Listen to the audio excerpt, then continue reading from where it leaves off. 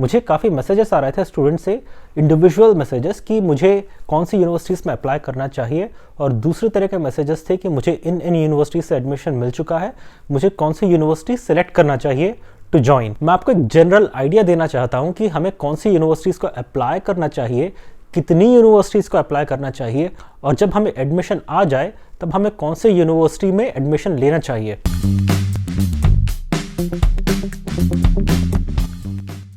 This is Chaitanya Sambhara, faculty at the College of Business, University of Texas, Arlington. और यही questions मैंने बहुत बार देखा कि ऑनलाइन फोरम्स पे भी पूछे गए थे, और ऐसे स्टूडेंट्स उसका रिस्पांस दे रहे थे जो खुद अभी भी इंडिया में है, वो अभी तक यूएस आए नहीं है, लेकिन वो एक दूसरे को गाइड किए जा रहे हैं कि चलो ये डिसीजन तुम्हारे लिए ठीक रहेगा, तुम्हें उस यूनिवर्सिटी जाना चाहिए, ऐसी यूनिवर्सिटी को अप्लाई करना चाहिए। जब मैंने वो देखा तो मुझे लगा कि यार ये अंधा अंधे को रास्ता दिखा रहा है। देखिए, ऐसे केसेस में आपको एक दूसरे से गाइडेंस नहीं लेना चाहिए। अगर उसको भी नहीं पता तो आप उससे क्या पूछ रहे हो, वो बस थोड़ा बहुत जो उसको पता है उसके बेसिस पर वो आपको नॉलेज शेयर कर रहा है। इसलिए बेटर रहेगा कि आप उस यूनिवर्सिटी के स्टूडेंट से या फिर वहाँ के ग्रेजुएट से कांटेक्ट करें और उनसे ये पूछें कि हमारे लिए क्या इस यूनिवर्सिटी में जाना ठीक रहेगा या नहीं रहेगा। देखिए, हर इंडिविजुअल का अपना प्रोफाइल होता है, उसके हिसाब से ही कोई बता सकता है कि आपके लिए कौन सी यूनिवर्सिटी बेस्ट रहेगी।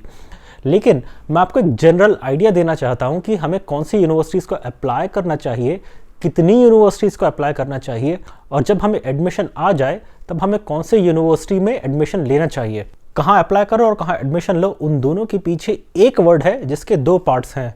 वो एक वर्ड थोड़ा आपको अटपटा वर्ड लगे, लेकिन मैं समझा देता हूँ कि उस वर्ड को मैं बुरे कॉन्टेक्स्ट में यूज़ नहीं करना चाह रहा। वो जो एक वर्ड है हिंदी या उर्दू में, उसे कहते हैं औकात। देखिए, मुझे ये पता है कि मैं थोड़ा ब्लंटली वर्ड औकात यूज़ कर रहा हूँ, लेकिन उसके जो दो पोर्शंस हैं वो है आपका प्रोफाइल या बैकग्राउंड, और दूसरा है आपकी अफोर्डेबिलिटी। दोनों के कॉम्बिनेशन के हिसाब से ही आपको यूनिवर्सिटीज़ को अप्लाई करना चाहिए और एडमिशन एक्सेप्ट करना चाहिए। इसके पहले कि कोई मेरी बात को गलत समझ ले, मैं खुद आपसे कह रहा हूँ कि मैं यूनिवर्सिटी ऑफ टेक्सास आर्लिंगटन का प्रोफेसर हूँ। मैं हार्वर्ड यूनिवर्सिटी का प्रोफेसर तो हूँ नहीं। क्यों नहीं हूँ? क्योंकि मेरी हार्वर्ड की औकात नहीं है, और वैसे भी कितने लोगों की औकात होती है हार्वर्ड जाने की? Hardly any, right? तो देखिए, बात यह है कि अगर आपको यूनिवर्सिटीज़ को अप्लाई करना है तो सबसे पहला क्वेश्चन है कि कितनी यूनिवर्सिटीज़ को अप्लाई करना चाहिए। तो मेरा अपना ओपिनियन यह है कि कम से कम आपको 4 यूनिवर्सिटीज़ को तो अप्लाई करना ही चाहिए। उसके ऊपर आप मैक्सिमम अप्लाई करिए 8 यूनिवर्सिटीज़, और अगर आपको और भी अप्लाई करना है तो कर लो 10, 12, 15, 20 यूनिवर्सिटीज़ को, लेकिन मोर और less 6 universities is a good amount to apply. और मुझसे लोग ये भी पूछते हैं कि हम सेफ यूनिवर्सिटीज़ में कितना अप्लाई करें, हमारे लेवल की यूनिवर्सिटीज़ में कितना अप्लाई करें, और एम्बिशियस यूनिवर्सिटीज़ में कितना अप्लाई करें। देखिए, मैंने कहा ना कि 4 से 8 यूनिवर्सिटीज़, और अगर हम एक एग्जांपल लेते हैं कि हम 6 यूनिवर्सिटीज़ को अप्लाई कर रहे हैं, तो मैं आपको बताता हूँ उसके हिसाब से मेरे ओपिनियन में आपको कैसे अप्लाई करना चाहिए।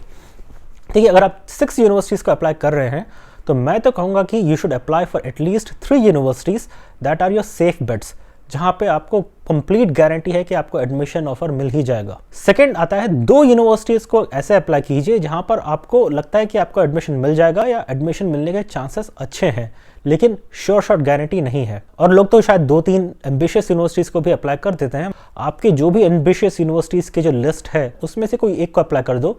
अगर मेरा पर्सनल ओपिनियन लो तो उसमें lowest ranked, so called ranked university है, उसको अप्लाई करो। तो अगर आप ये कहेंगे कि क्या मुझे एम्बिशियस होने से रोक रहे हो, देखिए ऐसी बात नहीं है। देखिए, एडमिशन के टाइम पर आपका फ्यूचर सक्सेस तो कोई जानता है नहीं, आपका रियल टैलेंट तो कोई जानता है नहीं। वो आपका सिर्फ एग्जिस्टिंग बैकग्राउंड जो पेपर पे रिफ्लेक्ट हो सकता है, उसी के बेसिस पर आपको जज किया जा रहा है कि अगर आपको एडमिशन मिलेगा या नहीं।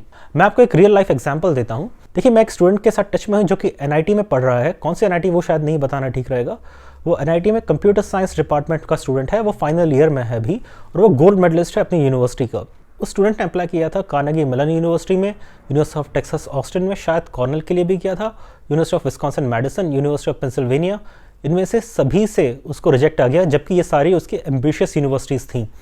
उस स्टूडेंट को एक अच्छी यूनिवर्सिटी से एडमिशन आया, टेक्सास A&M यूनिवर्सिटी से। उस स्टूडेंट से मैंने यही कहा कि देखो, आपने जो यूनिवर्सिटी ऑफ टेक्सास ऑस्टिन में अप्लाई किया है, आप एक बार उसके वेबसाइट पर जाके देख लो कि वहाँ पे करंट स्टूडेंट्स कौन हैं और उनका प्रोफाइल कैसा है। जब मैंने खुद इन्वेस्टिगेट किया तो मैंने ये देखा कि UT ऑस्टिन में IIT रूरकी का गोल्ड मेडलिस्ट स्टूडेंट था।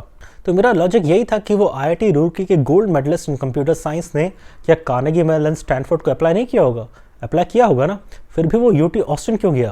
देखिए, बात ये कि UT ऑस्टिन बहुत ही अच्छी यूनिवर्सिटी है, लेकिन ये बात भी है ना कि जो टॉप प्रोग्राम्स होते हैं वहाँ के जो एप्लीकेंट्स होते हैं वो भी टॉप स्टूडेंट्स ही होते हैं। तो वहाँ पर ये होता है कि वहाँ पे आपका जीआरई का स्कोर और आपका क्लास का रैंकिंग सिर्फ कंडीशंस नहीं होते, आपका जो और बैकग्राउंड है कि आपका वर्क एक्सपीरियंस कैसा है, आपका रिसर्च एक्सपीरियंस कैसा है, आपने किस तरह के पेपर्स पब्लिश किए हैं, अगर किए हैं तो कौन से लेवल पे आपने क्या क्या कॉन्ट्रीब्यूशंस दिए हैं उस फील्ड में, वो सारे फैक्टर्स ऐड हो जाते हैं। और देखिए, even if you are a gold medalist at NIT, the fact is that दुनिया भर में कई हज़ार यूनिवर्सिटीज़ हैं ना, यूएस में ही 3000 यूनिवर्सिटीज़ हैं, चाइना में बहुत हज़ारों यूनिवर्सिटीज़ हैं, इंडिया में है कितने सारे डिपार्टमेंट्स हैं, सभी डिपार्टमेंट में कोई ना कोई टॉपर तो होगा। और ये बात याद रखिए कि USA attracts best students across the world.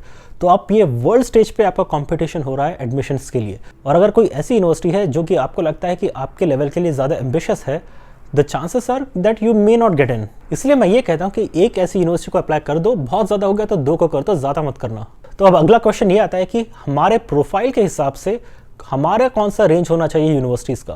देखिए, उस केस में तो मैं यही कहूँगा कि भर भर के ऑनलाइन फोरम्स होते हैं, आप उस पर दूसरों का प्रोफाइल देखिए कि उन्होंने किस यूनिवर्सिटी में एडमिशन लिया और उनका प्रोफाइल क्या था। और उस प्रोफाइल में जो चीज़ें कंसिडर करने के लिए होती हैं वो है जीआरई टोफल का स्कोर, उसके अलावा कौन से कॉलेज से आपने ग्रेजुएशन किया है, वहाँ पर आपका परफॉर्मेंस क्या था, और उसके अलावा आपका रिसर्च और इंडस्ट्री एक्सपीरियंस है तो कैसा है। और अगर आप अपना प्रोफाइल किसी और के प्रोफाइल से कंपेयर करेंगे जिन्होंने उस यूनिवर्सिटी में एडमिशन लिया है और सबको बता रहा है कि मैंने ये यूनिवर्सिटी में एडमिशन लिया, तब आपको थोड़ी समझ आ जाएगी कि आपको कौन सी यूनिवर्सिटीज़ को टारगेट करना चाहिए। मैं अपने चाचा जी का एग्जाम्पल दूँ तो वो 1984 में यूएस आए थे और उन्होंने सिर्फ एक यूनिवर्सिटी को अप्लाई किया था क्योंकि उस यूनिवर्सिटी की एप्लीकेशन फीस 0 थी, क्योंकि वो फ्री एप्लीकेशन था। तो उन्होंने यूनिवर्सिटी ऑफ वायोमिंग में अप्लाई किया था और उनको फुल स्कॉलरशिप मिल गई थी यूनिवर्सिटी ऑफ वायोमिंग में। तो उन्होंने वहां जाकर 2 साल का मास्टर्स किया था। ये बात याद रखिए कि वो अपने कॉलेज के गोल्ड मेडलिस्ट थे इंडिया में, और उसके बाद जब उनका मास्टर्स खत्म हुआ तो वो चले गए university of Toronto Canada, which is one of the top universities. वहाँ से उन्होंने पीएचडी किया। तो ओवरऑल मेरा ये असेसमेंट था कि आपको कितनी यूनिवर्सिटीज़ को अप्लाई करना चाहिए और कौन सी यूनिवर्सिटीज़ को अप्लाई करना चाहिए आपके प्रोफाइल के अकॉर्डिंगली। इसी बात को मैं दूसरे वीडियो में कंटिन्यू करता हूँ, जिसमें मैं आपको बताऊंगा कि जब आपको यूनिवर्सिटी से एडमिशन आ जाता है तब आपको कैसे सेलेक्ट करना चाहिए कि कौन सी यूनिवर्सिटी में जाएं। Thank you for watching. Jai Hind and God bless America.